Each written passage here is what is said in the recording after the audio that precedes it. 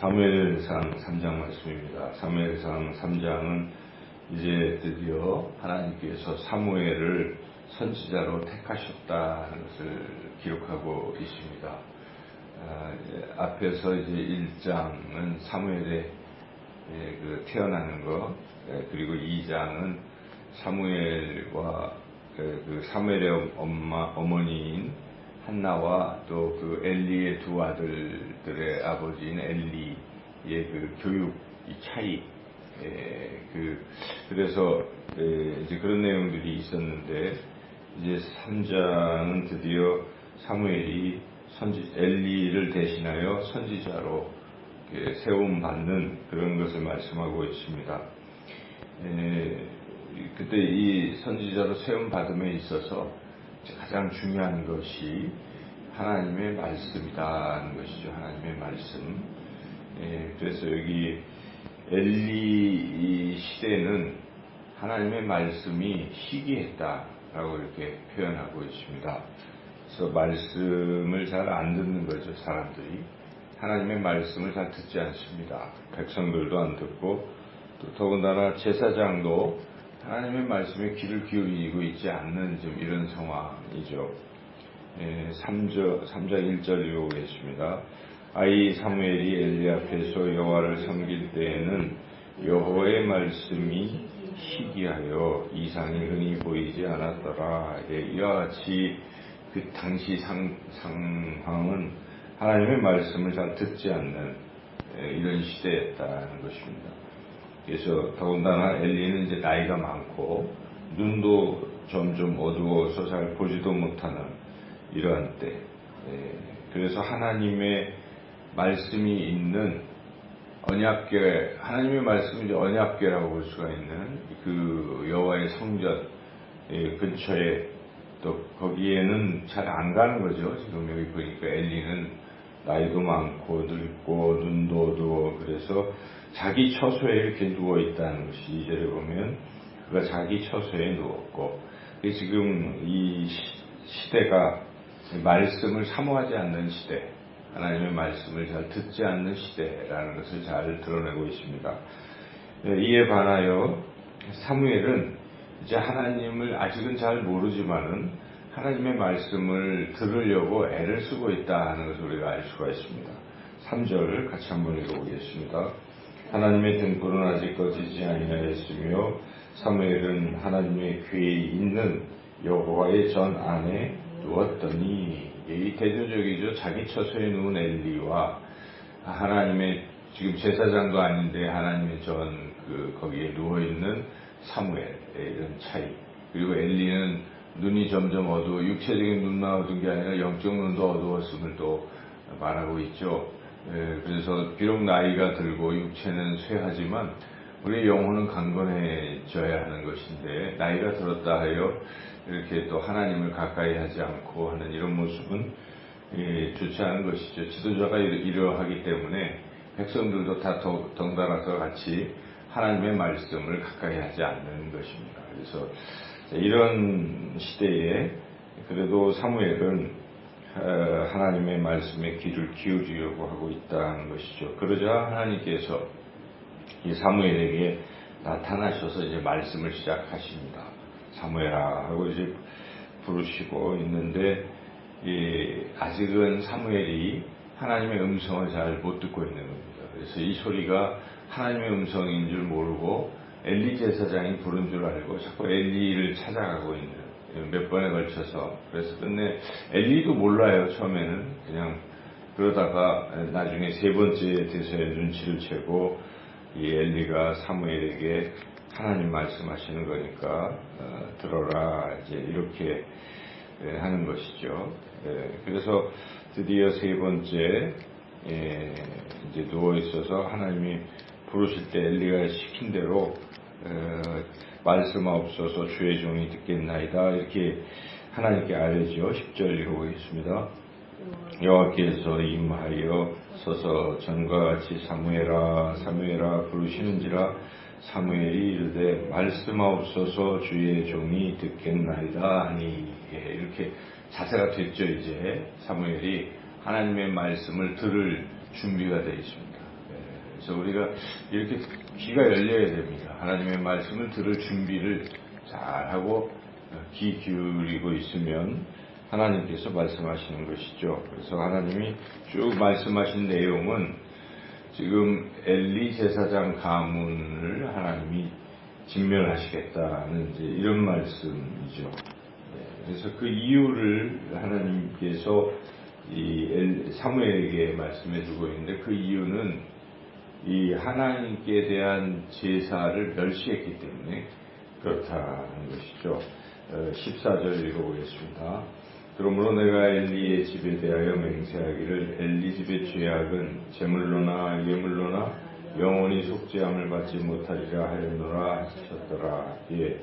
그래서 여기 이제 앞에 엘리의 두 아들들이 범한 죄와 또 엘리의 잘못 등을 지금 지적하고 있습니다. 그것 때문에 이런 심판을 받게 된 것인데, 여기 이들이 잘못한 것은 하나님의 제사를 멸시했기 때문에 그런 것이죠. 2장 17절 읽어보겠습니다. 이 소년들의 죄가 여호와 앞에 심히 크면 그들이 여호와의 제사를 멸시함이었더라. 그래서 이 멸시, 하나님께 드리는 제사, 제물을 자기 마음대로 갈코리로 가져다가 이런 죄악들, 하나님 무시한 것이죠. 하나님께 드리는 예배, 이런 부분에 대해서 하나님이 1차 경고하셨죠. 나를 멸시하는 자를 내가 경멸하리라. 이 멸시는 지금 앞서서 연결된 걸로 볼 때 같은 멸시잖아요. 그러니까 하나님께 제사 드리는 것, 하나님을 멸시하는 것 중에 가장 큰 것이 하나님께 예배 드리는 것을 소홀히 하거나 예배 드리는 것을 우습게 여기거나 또 예배 드리는 것을 방해하거나 하는 이런 행위들, 하나님 멸시하는 것입니다. 그래서 교회가 이렇게 법적으로 누군가를 제재할 때, 이단이 침투했을 때 가장 강력한 죄가 예배 방해죄거든요. 예배 방해죄. 이거 굉장히 큰 죄입니다. 법적으로도 이게 본업이기 때문에 그런 거예요. 교회 하면은 예배. 근데 그 예배를 우리가 소홀히 여긴다면 이것은 성도의 바른 자세가 아닌 것입니다. 예배를 중시하고 하나님 앞에 예배 드리는 이런 행위에 우리가 좀 경건하게 할 필요가 있어요. 그래서 예배 시간에 떠들거나 예배 시간에 다른 짓 하거나 하는 것은 사실 하나님을 멸시하는 행위라고도 말할 수가 있어요. 그래서 우리가 예배 시간만큼은 좀 진지할 필요가 있지 않겠습니까? 우리가 어떤 강연을 들을 때도 그 강연에 대통령이라도 오면 어떤 태도가 어떻습니까? 숙연해지고, 또 우리가 북한 TV 보지만은 김정은이가 뭐 하면 어떻습니까? 거기서 졸거나 하던 사람 숙청되지 않습니까? 그런 것도 우리가 생각해 본다면 하나님 앞에서의 예배를 정말 중요하게 여기고 경건한 마음으로, 엄숙한 마음으로 드려야 된다는 우리가 알 수가 있죠. 그래서 이렇게 엘리의 두 아들들이 하나님께 드리는 이 제사를 멸시했는데, 문제는 엘리가 이거를 금하지 않았다는 것이, 그러면 안 돼라고 말했을 정도지 그걸 못하게는 하지 않았다는 것이죠.